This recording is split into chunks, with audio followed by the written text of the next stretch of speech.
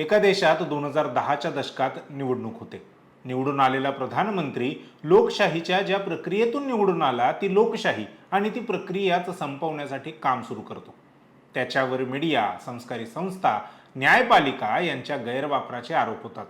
तो सरकारी संस्थांचा गैरवापर विरोधकांचा आवाज दाबण्यासाठी करू लागतो. त्याला कोणीच पराभूत करू शकत नाही अशी त्याची प्रतिमा तयार केली जाते. तो राष्ट्रवादाची भाषा करतो. तो कट्टर उजवा असतो. तुम्ही आता ज्या नेत्याचा विचार करताय त्या नेत्याबद्दल मी बोलत नाही. मी बोलतोय हंगेरीच्या व्हिक्टर ओरबानबद्दल. सध्या संपूर्ण जगाचे लक्ष इस्रायल, इराण आणि अमेरिका यांच्यातील युद्धाकडे लागलेले आहे.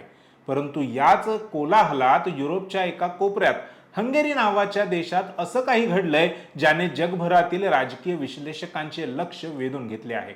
हंगेरीचे प्रधानमंत्री व्हिक्टर ओरबान, ज्याला युरोपचे स्ट्रॉंगमॅन म्हटलं जातं, 2010 पासून सत्तेत असलेले ओरबान यांना हरवणे केवळ कठीणच नाही तर अशक्य मानले जात होते. त्यांनी तिथल्या मीडिया, न्यायपालिका आणि निवडणूक यंत्रणेवर इतकी घट्ट पकड मिळवली होती की लोकशाही असूनही तिथे निवडणुका ह्या फक्त औपचारिकता उरल्या होत्या. परंतु नुकत्याच झालेल्या राजकीय उलथापालथीत एका अशा नेत्याने त्यांना आव्हान दिले जो कधी काळी त्यांच्याच सोबतचा काम करणारा कार्यकर्ता होता. ज्या विरोधाला गेली 25 वर्ष प्रस्थापित पक्षांना रोखता आले नाही ते एका नवख्या पक्षाने आणि एकजुटीने करून दाखवलं. हंगेरीचा हा निकाल भारतासारख्या मोठ्या लोकशाही देशासाठी का महत्वाचा आहे आणि भारताच्या विरोधी पक्षांनी यातून काय शिकावं हेच आपण आज सविस्तरपणे जाणून घेणार आहोत. नमस्कार, मी संकेत आणि आपण पाहत आहात मुंबई आउटलुक. हंगेरीचे राजकारण समजून घेण्यासाठी आधी व्हिक्टर ओरबान यांना समजून घेणे गरजेचे आहे. 2010 मध्ये सत्तेत आल्यावर ओरबान यांनी हंगेरी फर्स्ट चा नारा दिला. त्यांनी संविधानात बदल केले, मीडियाच्या स्वातंत्र्यावर गदा आणली आणि सरकारी संस्थांमध्ये आपल्या विश्वासातली माणसं बसवली. त्यांच्यावर आरोप झाला की त्यांनी हंगेरीला अनुदार लोकशाहीकडे नेले.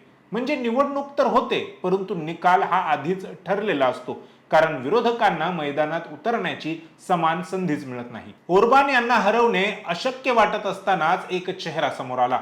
हा चेहरा म्हणजे त्यांच्याच विचारसरणीच्या जवळ असलेला परंतु लोकशाहीवर विश्वास ठेवणारा एक नेता. आश्चर्याची बाब म्हणजे हा नेता प्रस्थापित राजकारणी नव्हता. हंगेरीच्या राजकारणात पीटर मार्की यांच्यासारख्या नेत्यांनी आणि त्यांच्या नव्या पक्षाने लोकांमध्ये जाऊन संवाद साधला. त्यांनी ओरबान यांच्या भ्रष्टाचाराचा आणि कौटुंबिक राजकारणाचा मुद्दा लावून धरला. त्यांनी लोकांच्या मनात ही गोष्ट बिंबवली की जर आता बदल नाही झाला तर हंगेरीमध्ये लोकशाहीचा अंत होईल. हंगेरीच्या निकालातील सर्वात मोठा टर्निंग पॉइंट होता विरोधकांची एकजूट. हंगेरीमध्ये डावे, उजवे, उदारमतवादी आणि अगदी कट्टर राष्ट्रवादी असे 6 मोठे विरोधी पक्ष होते. गेली 25 वर्षे हे पक्ष आपापसात लढत होते आणि त्याचा थेट फायदा हा ओरबान यांनाच मिळत होता. परंतु यावेळी काहीतरी वेगळं घडलं. सर्व विरोधी पक्षांनी आपापले अहंकार बाजूला ठेवले. त्यांनी अमेरिकेच्या धर्तीवर स्वतःची प्राथमिक निवडणूक घेतली. म्हणजे ओरबान यांच्या विरोधात कोणाला उभे करायचे हे जनतेनेच आधीच ठरवले. ज्या मतदारसंघात जो पक्ष प्रबळ होता तिथे इतरांनी माघार घेतली. यामुळे ओरबान यांच्या विरोधात मतांचे विभाजन टळले. जेव्हा निकाल आला तेव्हा जगाला धक्का बसला. ज्या ओरबान यांना हरवणे स्वप्न वाटत होतं त्यांच्या विरोधात जनतेने जनमत दिले.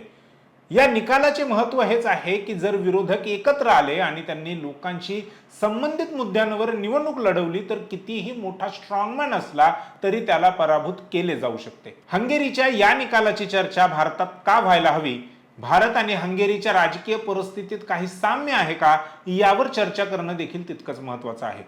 अनेकांना असं वाटतंय की भारतातही सध्या सत्ताधारी पक्ष अत्यंत प्रबळ आणि विरोधक विखुरलेले आहेत.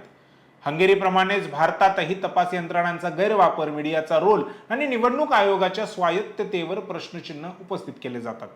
भारतासाठी हंगेरीचा निकाल हे केवळ एक उदाहरण आहे की लोकशाहीत जनता हीच सर्वोच्च असते. परंतु त्यासाठी विरोधकांनी सक्रिय आणि संघटित होणे आवश्यक आहे. भारतातल्या विरोधी पक्षांनी हंगेरीच्या या मॉडेलमधून 3 महत्त्वाच्या गोष्टी शिकण्यासारख्या आहेत. पहिली गोष्ट म्हणजे अहंकार त्याग आणि जागा वाटप. हंगेरीमध्ये डावे आणि कट्टर उजवे पक्ष एकत्र आले. भारतातही जर भाजपला रोखायचे असेल तर प्रादेशिक पक्षांना आणि राष्ट्रीय पक्षांना आपापले मतभेद तातडीने सोडून एकाच एक उमेदवार देण्यावर भर द्यावा लागेल. दुसरं असं की केवळ मोदी हटाव हा नारा पुरेसा नाही. ओर्बान यांच्या विरोधात लढताना हंगेरीच्या विरोधकांनी आम्ही सत्तेत आल्यावर काय करू याचा स्पष्टपणे रोडमॅपच दिला होता. आणि तिसरी गोष्ट म्हणजे नवा आणि सर्वसामान्य चेहरा. लोकांना जुन्याच चेहऱ्यांचा कंटाळा आलेला असू शकतो. हंगेरीमध्ये एका नव्या स्वच्छ प्रतिमेच्या नेत्याने जादू केली. भारतालाही अशा एका चेहऱ्याची गरज असू शकते जो सर्व पक्षांना मान्य असेल. हंगेरीमधील सत्तांतर हे केवळ एका नेत्याचा पराभव नाही, तर तो प्रस्थापित व्यवस्थेविरोधात जनतेने दिलेला कौल आहे. लोकशाहीत कोणतीही सत्ता अमर नसते हेच यातून सिद्ध होते. मात्र ती सत्ता आपोआप आपल्या पदरात पडेल यावर विरोधकांनी विसंबून राहू नये. त्यासाठी लागणारा संघर्ष करण्याची तयारी व जिंकेपर्यंत लढण्याची मानसिकता गरजेची आहे. भारताच्या संदर्भात बोलायचं झालं तर निवडणूक ही केवळ गणितांची नसते, ती लोकांची असलेल्या नात्याची असते. हंगेरीच्या विरोधकांनी ती केमिस्ट्री जुळवून आणली.